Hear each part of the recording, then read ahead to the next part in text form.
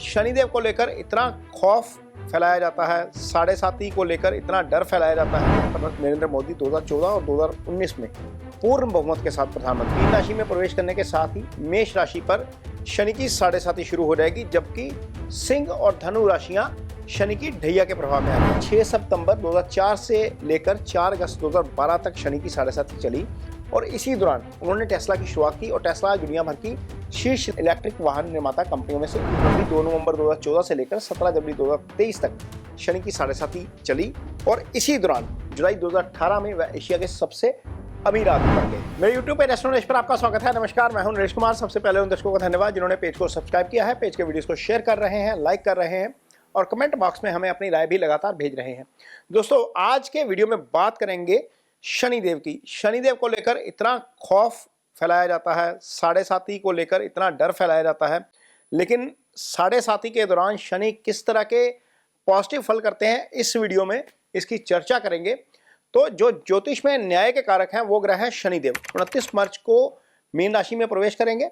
शनि के मीन राशि में प्रवेश करने के साथ ही मेष राशि पर शनि की साढ़े साती शुरू हो जाएगी, जबकि सिंह और धनु राशियां शनि की ढैया के प्रभाव में आ जाएंगी। शनि के इस गोचर के साथ ही मकर राशि को साढ़े साती से मुक्ति भी मिलेगी और कर्क और वृश्चिक राशियां ये भी शनि के प्रभाव से मुक्त हो जाएंगी। शनि के इस राशि परिवर्तन को लेकर बहुत सारे जातक डरे हुए हैं, खासतौर पर वह जातक जिन पर शनि की साढ़े साती या ढैया शुरू होने जा रही है। इस वीडियो में हम आपको कुछ एग्जाम्पल्स के जरिए ये समझाने की कोशिश करेंगे कि शनि की ढैया से डरने की जरूरत नहीं है, क्योंकि शनि कर्मफल कारक ग्रह है और यदि आपका कर्म अच्छा है तो आपको निश्चित तौर पर एक इसका जो है वो इसका अच्छा फल मिलता है। वीडियो की शुरुआत में आइए पहले समझते हैं कि आखिर साढ़े साती काम कैसे करती है। आपकी जन्म कुंडली में चंद्रमा जिस भी राशि में होते हैं उस राशि से एक घर पहले यदि शनि का गोचर शुरू होता है तो आप साढ़े साती के प्रभाव में हो जाते हैं। जैसे कि 29 मार्च को मीन राशि में शनि का गोचर शुरू होगा तो मेष राशि पर साढ़े साती का पहला चरण शुरू हो जाएगा, क्योंकि शनि मीन राशि में आ जाएंगे, ये एक राशि पहले आ जाती है।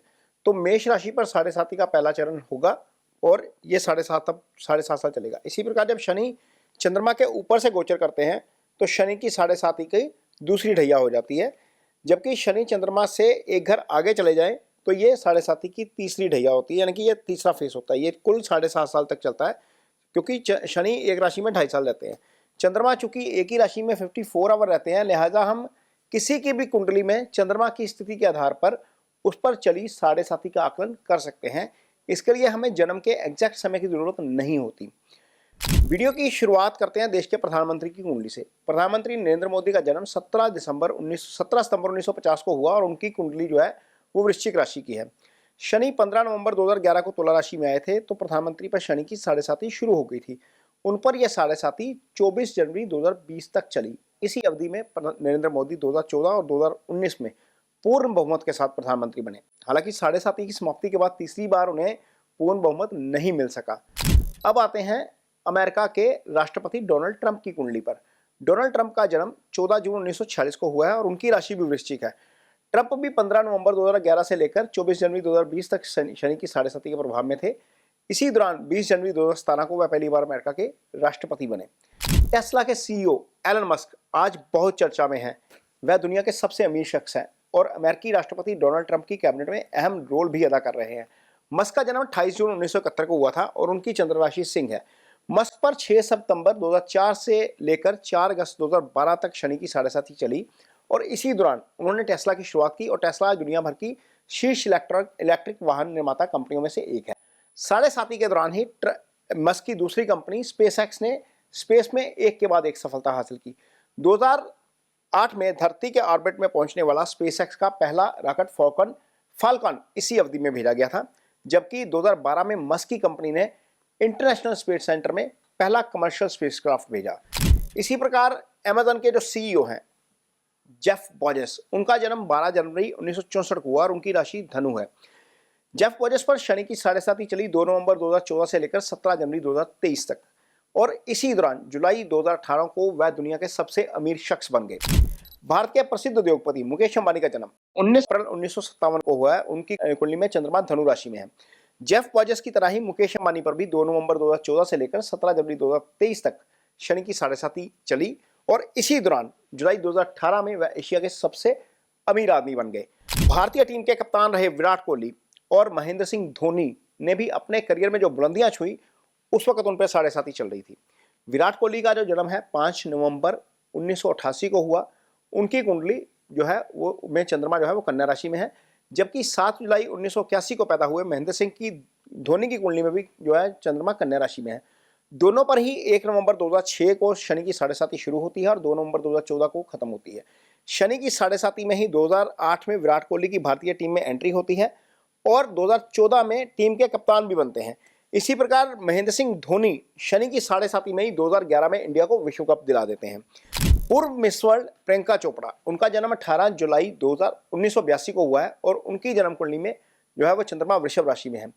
प्रियंका 17 जुलाई 1988 से लेकर 6 सितंबर 2004 तक शनि की साढ़ेसाती के प्रभाव में थी और इसी दौरान वह 2000 में मिस वर्ल्ड का खिताब अपने नाम करने में कामयाब रही।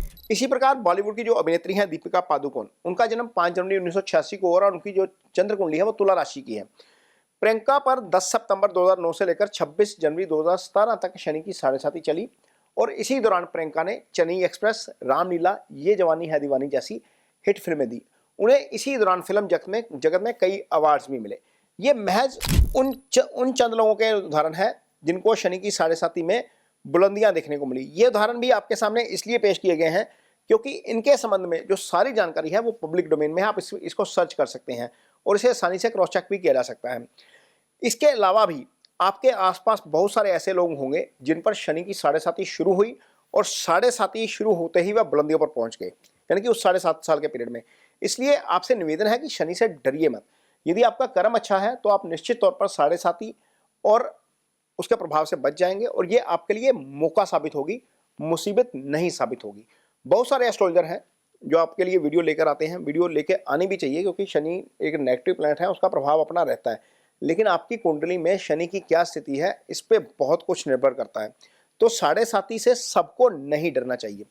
यदि मान लीजिए आपकी कुंडली में शनि की स्थिति खराब भी है तो ओम शन शनिश्चराय नमः का जो जप है वो करिए। डेली 1 माला कर सकते हैं, 108 बार करिए, वो आपके लिए बेटर रहेगा। शनिवार शाम के समय शनि शिला पर तेल अर्पित किया जा सकता है, सरसों का छाया पात्र लीजिए, उसमें अपना फेस देखिए, वो तेल अर्पित करिए। शनिवार शाम के समय उड़द की दाल जो है वो डोनेट कर सकते हैं। दाल की क्वांटिटी कहीं मेंशन नहीं है शास्त्रों में, आप 10 रुपए की भी कर सकते हैं, 10 बोरी भी कर सकते हैं, ये आपकी क्षमता के ऊपर निर्भर करता है। तो ये 2-3 ऐसी रेमेडीज हैं शनि की। यदि आपकी कुंडली में शनि की स्थिति खराब है तो इससे निश्चित तौर पर आपको राहत जो है वो देखने को मिलती है। उम्मीद करते हैं कि ये वीडियो आपको पसंद आएगा, थोड़ा सा पॉजिटिव लगेगा।